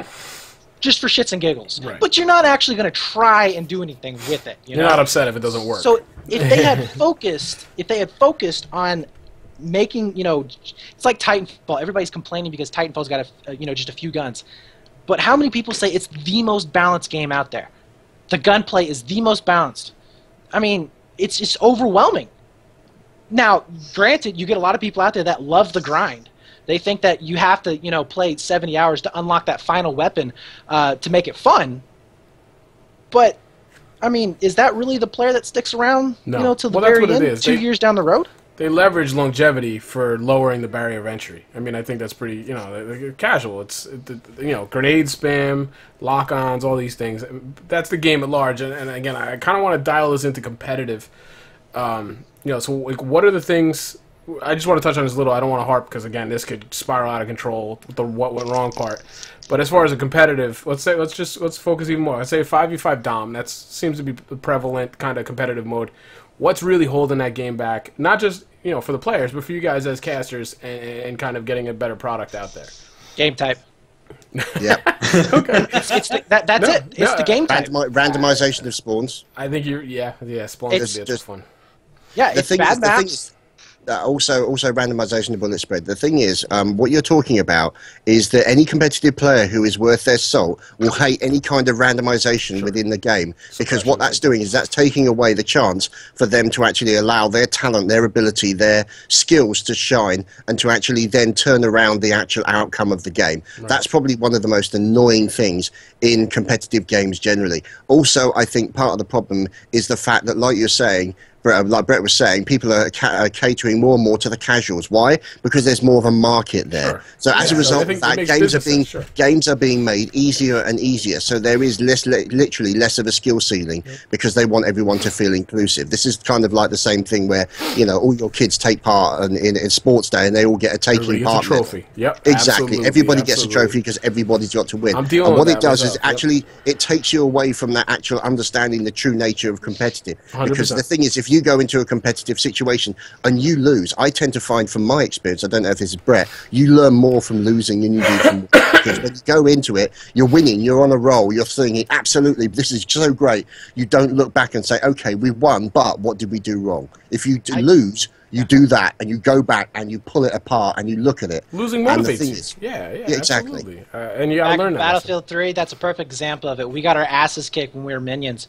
We got our asses kicked for a month by a rival. They beat us through and through every night, day in and day out in scrims.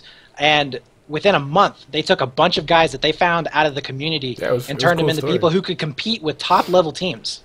So, yeah, you learn more from playing the better teams out there. Absolutely. That's why I suggest that sport, anybody anywhere. out there that wants to get better at Battlefield, play in the Go For series. Seriously, this is not shameless promotion. This is straight up making people better players and better teams. You will play against the best, but you will pick up on every little thing. You will pick up on the head glitches. You will pick up on the weapons they use. You will know, how they play certain maps, how they shift around the maps, how they play. Go into the Go For series. But yeah, I think the biggest thing that's holding back competitive gaming is the game type. Now, that kind of goes back to what I was talking about with There's a Hope. The hope right now is small oblit. Yeah, I was going to try to bring that in here, so good segue. which I know you, because I was back talking with Dennis. You stumbled in the conversation about the obliteration stuff. He actually said, "Hey, yeah, there is going to be a mode out there like this," and you actually were the first one to jump on a video about it. But yeah, the obliteration will allow players to have a focal point to play against. You are now going to have main spawns. In small obliteration, there will not be parachutes. It will be main spawns, infantry centric. There will be jeeps in it, but that's it. Okay. And you will have a bomb, 3 bomb sites per team, smaller size maps. It was same maps, but it just shrunk down like Domination is. I was gonna say like Dom. Okay. Yeah, but it's just shrunk down. Yeah. So that right there is our hope. Yeah. Reason being, it's going to be more exciting for the viewers. Well, that's what I mean. It's going to be more exciting for the casters. It's going to be more exciting for the players. Yeah, that's exactly what I'm saying. Yeah. It'll make a lot more sense to cast. I wouldn't say it necessarily would be easy because there's going to be a lot of action going down. Yeah. I have cast Obliteration 64. In fact, I cast with Chadman, one of the most epic Obliteration 64s ever. It was crazy. And yes, it was 64, and you were talking about 5v5. But well, I think everybody saw the showdown. That's 632, man, or whatever. That was insane. When you have it around a bomb, when it's focal, you're like, and this guy kills this guy, and this guy kills this guy, and this guy kills this guy, and then, it's crazy, and it can be hard. But the fact of the matter is that it's a lot more fun to watch. Yeah, and I if agree. the viewers enjoy watching, then you're going to be seeing a growth. Dennis described Obliteration as the Battlefield Moments creator. Yeah. Yes, well, that's exactly. Because I remember, watching the showdown. Now, I got invited to go. I couldn't go, so I was, begrudgingly watching it. I was watching, trying to decipher information from it, and the one as a Battlefield player, made me worried was the Obliteration one. It was too chaotic. There's too much just randomness going on. But as a guy sitting here at my PC watching it, I was like, oh, yeah. It was fun to watch. I think also part of the issue is relating to the actual design of the maps. Essentially what happens is that you look at previous maps that have been done, there will be maps that are just done for Rush or just done for this. Yeah, so what happened is they're literally building multiple maps to cater for every single game type. Yep. And as a result of that, you're going to get some maps that are great for a certain game type but are absolutely, utterly horrible for another game type. And I think that's part of the issues. They're trying to make these maps all things to all people, and it doesn't work. Well, they've gone on record. Was it an EA person or a DICE person that said they did not design for Rush? They designed for Conquest. Yeah, their stats point that most people play Conquest, and they made the maps for Conquest and then fit Rush in. So, I mean, I think. But at the same time, too, obvious. I mean, and I hate to. Again, I hate to sound like an asshole, but common sense goes a long way. If you look at the last 2 map packs that came out, and you look at the way they built the Domination maps, China Rising, utter crap. Yeah, I agree. They have 2 flags on Silk Road is a great example. Who thought that was a good idea? Domination was supposed to be the competitive mode. They said it. What in the... Somebody who has never seen competitive gaming, you look at that and go, what? Yeah. No, you triangle, spaced out, evenly, make it fair so that it's actually, a game that you can play right. There's a struggle. Each has a gimme, and you struggle for one. I mean, that's it classic just Dom. it doesn't make any sense sometimes the way they design certain things. But Obliteration has the opportunity to breathe some life into it, especially since, and this is one of the other reasons why the European scene has got a leg up on everybody else, because they got cash behind them. Yeah, they've got some serious cash behind them. I mean, they had 120,000 euros to start out. They've already finished one of their EMSs. They got 3 more to go. So there is a chance that not in this EMS, but the next one, that they could have Obliteration, and if that's the case, we could see a resurgence coming of back interest too. Yeah, Battlefield. Now, is it 5v5, 8v8? Yes, it'll be 5. It's customizable, or is it 5? You will. Well, okay. So it's not custom. You don't ever customize. It's server custom. Yeah. Right. Well, no. I mean, you don't customize the server settings or anything. When you play 5s, you just don't have vehicles, and you play on domination. When you play on 10s and 8s, you play in conquest. So you play 2 different game modes. Back in Battlefield 3, you just simply turned off the you just simply turned off the vehicles, and you played only certain maps. So there's nothing in the server settings that's really complicated for doing that. Now, this is kind of going on a different tangent, but it's something that I've been working around, I've been milling about, and I've talked to Chadman about it, I've talked to Dogbird about it, I've talked to a couple of the admins over at ESL about it. I want to see a multi-game type tournament show up for Battlefield. And I know Battlefield players are so stuck in this mindset of one game type only. And it comes from all the way back in 1942. It's not true Battlefield, Yeah, I mean, you play Conquest, and that's it. It's Conquest. And they're so stuck in this game that they do not want to break out of that mold. But think about it. Just think about it with me. And a lot of my ideas stem from Halo 3. I was a huge Halo 3, Halo 2 fan. Watched the MLGs. Loved it. I thought that was the best competitive esport out there in terms of just excitement and just, wow, he just did that. But anyways, what if we had a best of 5 series? You start out with domination, all right? Then you go on to a diffuse, 11-round diffuse. Then you go on to obliteration. Sound familiar? Absolutely. Yeah, we just saw it in COD Champs. Okay. Why do they use it? Because it freaking works. It's all around all right? teams. Yeah. You have the domination. All right. Yeah, it's boring. You go around flags, blah blah blah blah blah blah. You get through it. It kind of gets you into the game. Then you have diffuse. It's a little bit tense. Slower. You have 1-round lives. You have very, very close encounters, and then it goes to a round 11. It's so intense, and then it ends. And then you go to an obliteration, which is it's still intense, but it's a little bit more laid back because you can respawn. There's a timer on it that's a little bit longer, all this kind of stuff. And then if it does end up going to more games, you can then go back to a domination and then to a tiebreaker of diffuse. Also, it extends the match times. One of the problems with domination is finding that really good amount of time to play. So do I play 150 tickets but a best of 3 maps, or do I play 200 tickets and a best of 1 map?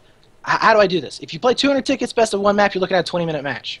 If you play best of 3 maps with 150, you're looking at around a 30-minute to 35-minute match.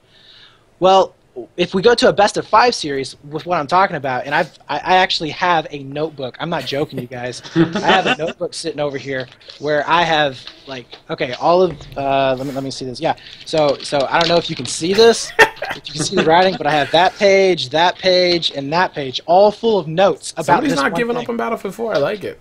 And you could have a 3-hour maximum match where it would draw in the viewers to the teams. It would connect the viewers to the teams a lot more. Because now you have teams that are good at diffuse. You have teams that are good at domination. You have teams that are good at obliteration. And they match up against teams that aren't good at diffuse. Right, you have underdogs and favorites are different. Yeah, and it goes back and forth, back and forth. And then you can start really identifying with these teams a lot better. You have these 3-hour-long matches where you almost get to know the players, how they play. And I don't know, I feel like that would be a really good opportunity for us. I mean, I'd watch it, but I mean, from you guys casting it, would that be? Oh, I would love to cast it. It would keep the casters' view fantastic. Yeah. Yeah. Because the thing is part of the issue is the fact that like you're saying, after a while, I mean, you do get kind of bored of doing the same thing, and variety is variety is the spice of life, as they say. And the thing is it will stop, Plus, not only that, there are casters who are probably better at or more expertise, and it means that what you can do is you wouldn't necessarily have the same casters doing the same game type all the time, because what you would do is like for example, Dogbert is more of a 5v5 domination style color guy. He's not really into his conquest 8v8 and 10v10.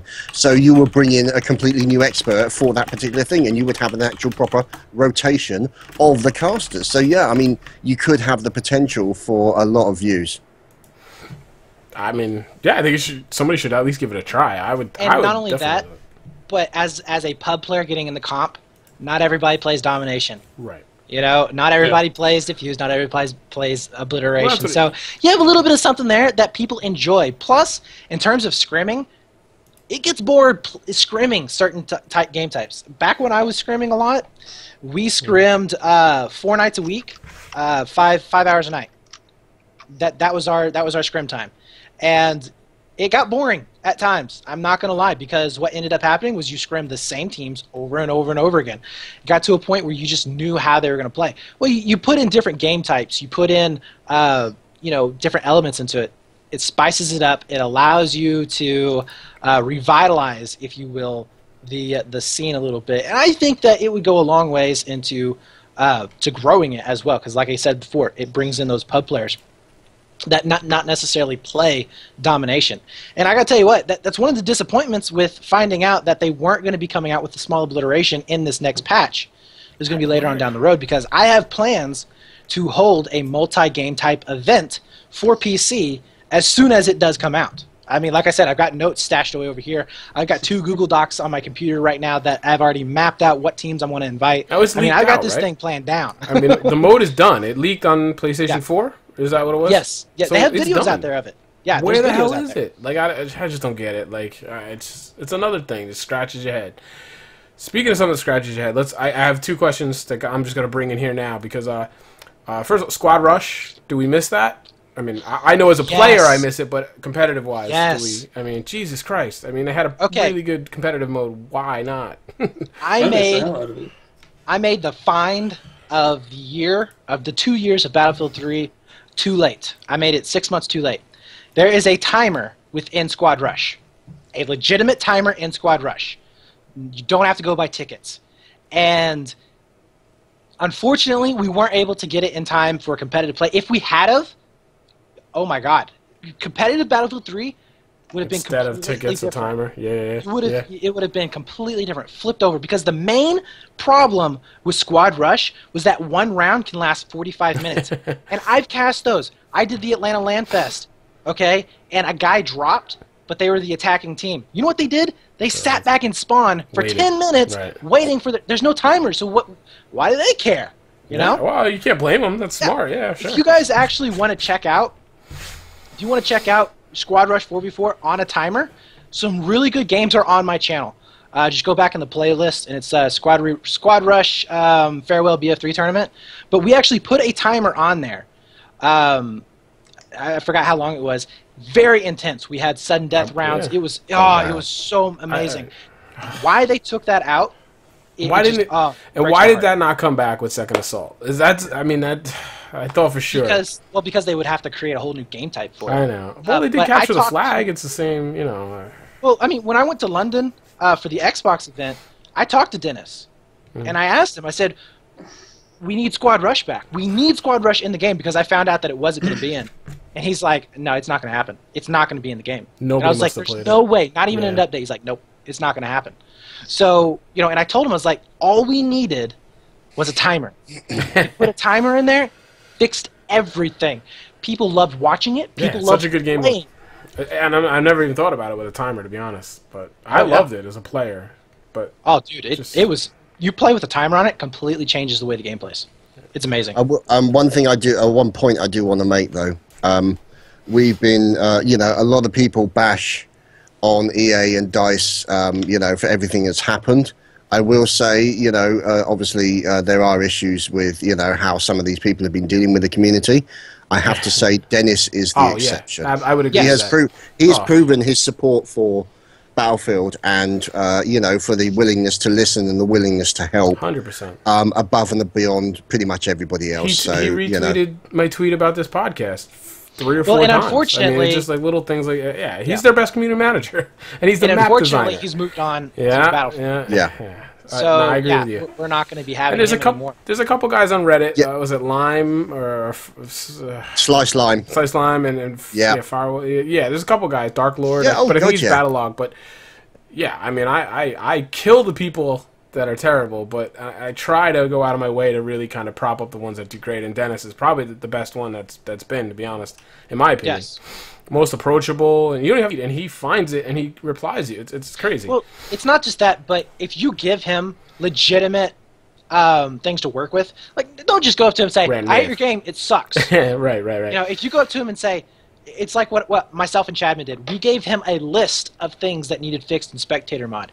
He then sent that list back to us with what he could and could not do, and what we could and could expect in the next update. Right.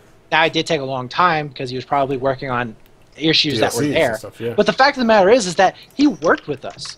He had a line of communication somewhat that was open between us, and that's something that, unfortunately, we don't have enough of. Ugh.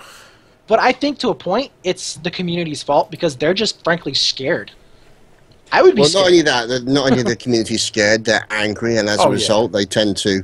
Let's just say that. Bless them, love the gamers as we do, they're not really cut out for dealing with other people on a sort of social level in a lot of cases. So, you know, bless them, bless their little cotton socks, and, you know, set fire to the little fucking cotton socks at times. But the point is the fact that, you know, there are people out there who can't really put a cogent argument together. So, you know, let's resort to death threats because that will certainly help the situation. It's just like, no, because, you know, at the end of the day, yes, I want the game to succeed. Yes, I am unhappy that there are certain things there, but no, what is not going to fix it is making death threats against people, because that is utterly fucking retarded. And to be honest, if somebody made a death threat against me because of one of my YouTube videos, I'd like, hey, what the hell, you know, I'm a fat guy, you can try and stab me, you won't do any damage. But, you know, as far as I'm concerned, you know. At me, bro. Yeah, the thing is, I've got a 6-foot claymore and a fucking chainsaw. Bring it on. I'm sure they get despicable amounts of stuff, but they don't really help themselves either. You know, they really kind of that's what makes you scratch your heads. It's hey guys, I've been gone since November. How's the game? That's what I get. Like I wanna feel for them. They make it so hard to root for them, or, you know, or support them. It's amazing. They need to have some kind of seminar and just sit them all down and just like. Social media 101. Here we go. Yeah, they're disconnected from the community. Yeah, which I get. They must get so much. I mean, it was somebody just recently. Was it Slice Lime said something about spoiled gamers or something? I think he just went on vacation or something, and people gave him shit. Out of line, not right. I mean, I agree. But then he came back over the top with, there's just those privileged spoiled gamers or whatever it is, entitled, and it's like, dude, just don't make that. I understand the context. But Twitter isn't going to understand the context. Reddit's not going to understand the context. Right, just shut up. Just go on vacation. Yeah, but the thing is when you're saying there, but there's a difference, you see. When you're saying there that so-and-so won't understand the context, blah, blah, blah, there is a difference between not understanding the context and choosing not to understand the context. Yeah, exactly. And there is a lot of kind of deluded opinions about, it's like, this is the day of Google. This is the age of Google. Everybody is a fucking instant expert about everything, as far as they're concerned. So basically, I mean, it's kind of ironic, really, considering what we're talking about right now on the podcast. But yeah, I know. I am aware of the irony of the discussion we're having right now. But the point is the fact that how companies get a good customer base is through communication. Through being honest. The thing is, at the end of the day, you're spending your money on a particular thing. If for whatever reason there's problems, at least if you're told there's problems and you can say, okay, right, we can deal with those. We can address those. What we don't want is the fact that you have complete fucking silence with no information being passed forward. Well, then you get told. And then to have to deal with the fact that, like you're saying, okay, as far as I'm concerned, if somebody wants to troll somebody, fine, let them do it. But the point is that you shouldn't really do it under a professional context, because what you're doing is you're taking all of that good feeling and everything that your company has developed over the course of time, and you are massively fucking shitting on it, because that's all you're going to be doing. I agree, and you know, like, obviously we're talking about one guy. I'm not even gonna name names because we all know who we're talking about. But then there's other guys there that, you know, like you're saying, I can read lips.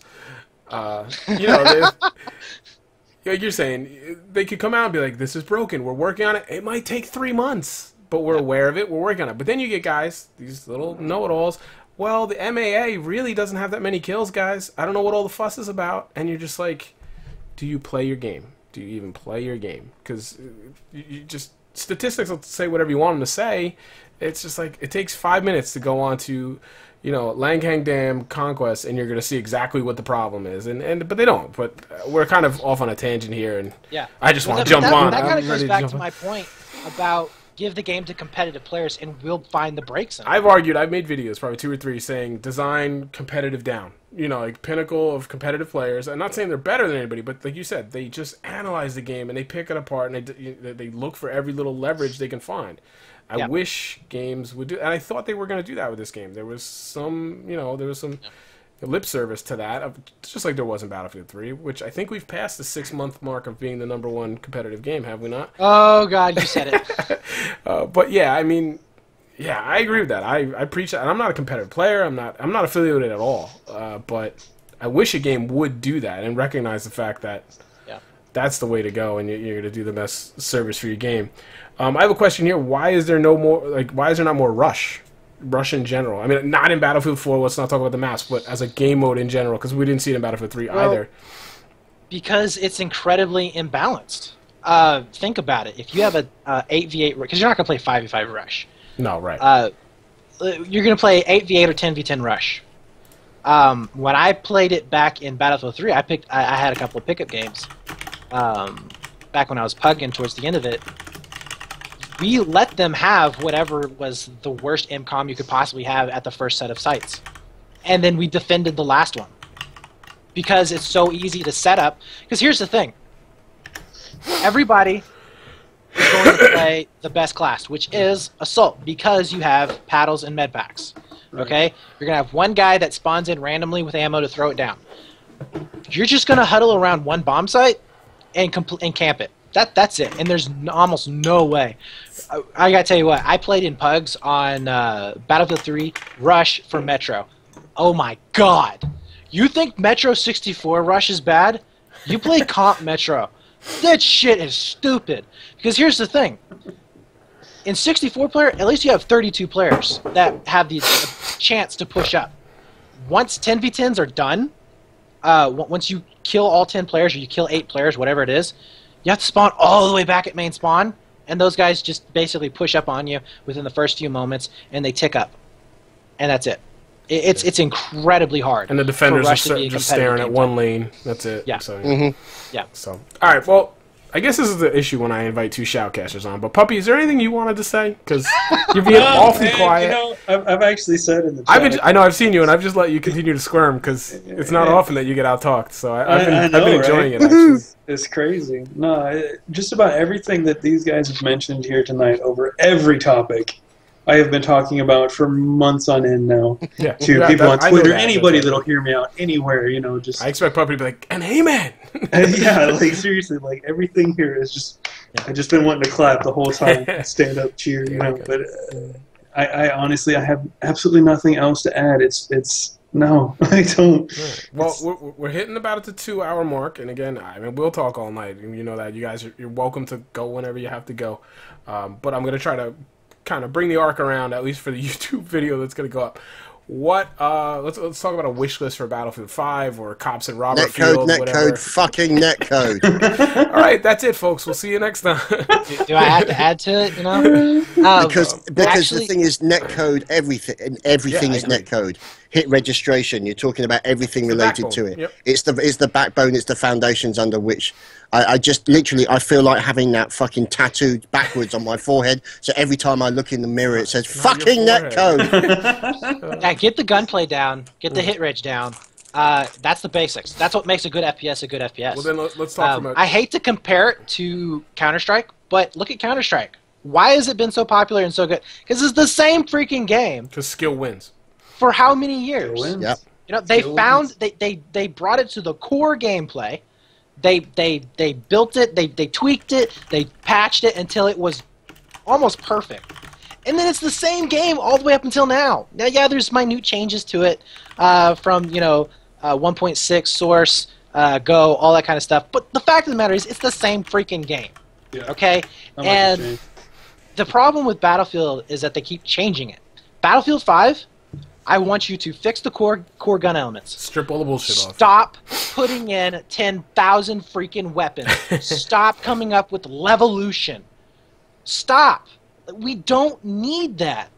It's bloat. It's stuff that ends up breaking the game because here's the thing. When it comes to weapons, well, you got to balance every weapon. Okay, but then when you balance every weapon, well, it's boring because every weapon plays the same. Okay, well, we'll try and bump this damage up. Well, now that's overpowered. Don't do that. Well, now the recoil's too much for this. Well, you can't do it. You can't balance that. Boil it down, like I said earlier. Boil it down to 10 weapons. That's all you need. 10 weapons. Okay, put in a couple of attachments that change the way those weapons act. Fix the gameplay. Fix the main gameplay. Stop with this Levolution crap. Build maps that make sense and that are built for the gameplay, not for the 1 or 2 seconds of, oh, wow. Okay, I've seen it. Let's go. Well, all right. How many people actually pay attention to the Levolution of Shanghai anymore? Make the game reward the skill. Make the game reward those people who take the time to learn the map, to practice. Put skill back into gaming again. Absolutely. Yeah, I agree. Now, you're taking hits at Levolution. You're talking about the big events. Do you appreciate, I mean, maybe not on a competitive level, but, the smaller things, the stupid little things like the metal detectors and the environmental things, or do you guys take issue? I guess we're talking more about a gameplay thing as players here, but compare that to Bad Company 2. There's a lot less of those small environmental things than in Bad Company 2. So what they've done is they've basically taken everything that they did in Bad Company 2, lumped it all together into something called Levolution, all which is going to look very impressive on the films, but unfortunately it takes away from essentially certain aspects of the game that I think it's done it a disservice. Yeah. I think it's too much bloat. I mean, that's what we're getting into here. Well, then let's flip it and go a step back. Then for shoutcasting, then what would we like to see? What needs to be improved? I mean, the big thing for me is, can we just get the frickin' reticle to line up with the bullets? I mean, that's my big thing as a spectator. That will never happen. Now, do we know why that is? I mean, you seem to have, without going for 40 minutes. To a certain extent. Even when you look at major games at like CS, their reticle is not always on where they're shooting. They're not that far off. There is differences. You will always have differences. Yeah. Latency, it definitely makes it worse. When I cast ESL, it looks terribly bad. But when I cast, say, CEVO, it doesn't look so bad because the latency is down. If the caster's ping to the server is good, then you're not going to have that bad of, like, oh, I'm shooting up here in the top left when the guy's over here in the top right, or bottom right, whatever. But you don't have those issues as bad. Now, I don't think it'll ever be fixed. I think it's always going to be there in some capacity. But to be honest with you, as a caster, I don't see it as a problem. And this may just because of my mindset, but I know that the guy is shooting at him. Yeah, well, and the fact that his gun may be slightly to the right doesn't bother me because I know that if he made a really good shot on a Heglitch, I know what it took to make that really good shot on a Heglitch. Now that may be because I come from a competitive background. That's my angle I've here. done it before. For the average viewer, isn't going to know that. I don't know. I don't know. Maybe that's our job. Maybe we're not doing a good enough job of explaining that. See, here's my thing. Like, we're talking domination, right? And domination is supposed to be an exhibition of gunplay, basically. I mean, that's what it is. It's to showcase gun-on-gun killing. That's really all that mode is about. There's some tactics, there's some strategy, but it's really supposed to be about the slayer slaying, right? And like you said, yes, I can watch enough competitive, and I can appreciate that, well, holy shit, that was a hard shot. I don't know where the hell he shot him, but I know where the defender was, and he got him. So I can infer the difficulty, but as a regular dude going through Twitch, and I click on, I want someone to be able to appreciate, like when I watch a YouTube video and I see somebody where they shoot and they microburst and they compensate and that thing doesn't move, you're like, this guy's a player. You know, like holy, like, he looks like he's aimbotting or macroing. Like I kind of want these average people to be able to see that, because I know these people. I'm trying to do it myself, and I can't. So I want them to be able to appreciate how good these guys are, and it's really hard to tell right now with the spectator mode, because we don't see that finite aiming. We see the generality of it. But, I mean, I'd really love to see some of this. I mean, because to me, the aiming is what just blows me away a lot of times. It's just like, compared to me, where I struggle with it, that it's just on another level. The trouble is with that is also, this is something that historically occurred in Counter-Strike, is the amount of cheating that actually occurred in Counter-Strike, especially on the PC, meant that when you were playing in Counter-Strike, if you were one of the few absolutely superb players, you couldn't be a superb player without being accused of being a cheat. Yeah. So as a result of that, it basically means that if people are using spectator mode to actually judge whether or not somebody's a cheat, well, he wasn't looking at him when he fired at him, then I'm sorry, you're just clearly fucking retarded. I remember, was it Battlefield 3? We did the Mass Nerders little tournament there. What the hell was it called again? Yeah, probably you should remember this. Which one? It was Squad Rush, right? With the little YouTuber and viewer thing. Yeah, I was talking about. Where the YouTubers played with a couple of community guys. Yeah. They went out. Anyway, Frankie on PC had the whole little debacle thing that happened. Yeah, right, but it was Jack Frags. Project PTFR. Yeah, but Jack Frags got accused. That's what got me started, man. At the end, period. At the end of the tournament, he had a webcam on his hand.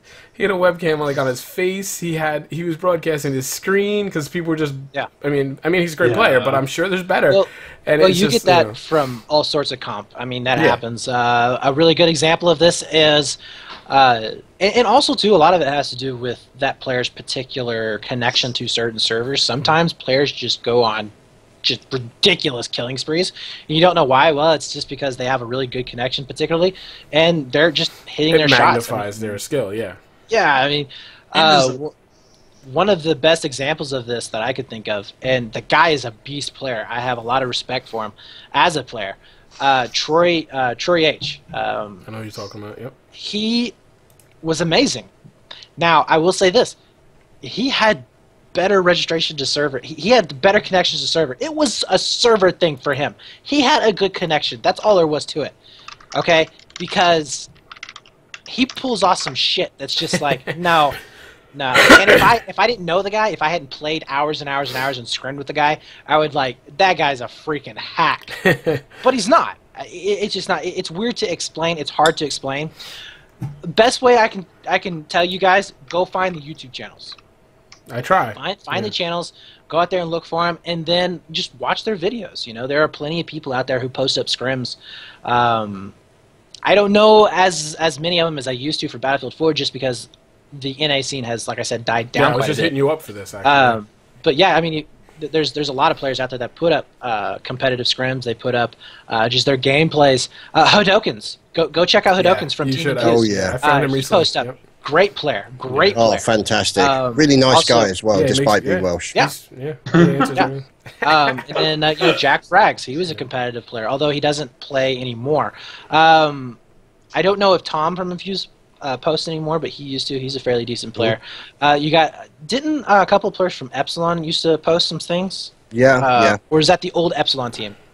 It might have been the old Epsilon, but I know for a fact Winghaven used to stream and stuff like that. But yeah, I mean, the thing, I completely understand where you're coming from. Sometimes it's the kind of thing where, unless you're standing in the YouTubers or the players' shoes, it's difficult to understand what it is that they're actually dealing with, which is why I learned so much when I played with Infused, with the likes of Pesty, who's in chat at the moment. And literally, it wasn't until I played in that I realised, and I got some of my competitive friends to have a look at it and say, guys, what am I doing wrong? Tell me what I'm doing wrong, I enjoyed so I can understand what it is. And it's a case of, like, for example, if you're going to reload, make sure you're behind cover. Things like certain positioning, I wasn't in the right position to cover a certain move and things. And this is the kind of thing that you get with map knowledge. I didn't know all of the call-outs and things of that nature. So it's like, if for whatever reason you're talking about a certain area, it's like, connector. It's like, connector to what? Is that like a fucking plug? Is that like, no, it was the little walkway between the two buildings. Right. And these are the kind of things that we're talking about here. No, that was what was so awesome about Team Reddit back when we were running it, because it was a Team Reddit was a feeder team to other competitive teams. At one point, we had a player from Team Reddit on a competitive team in CEVO on, I think, 16 different teams. There's at least one player from Team Reddit that had made it to other competitive teams. And that's exactly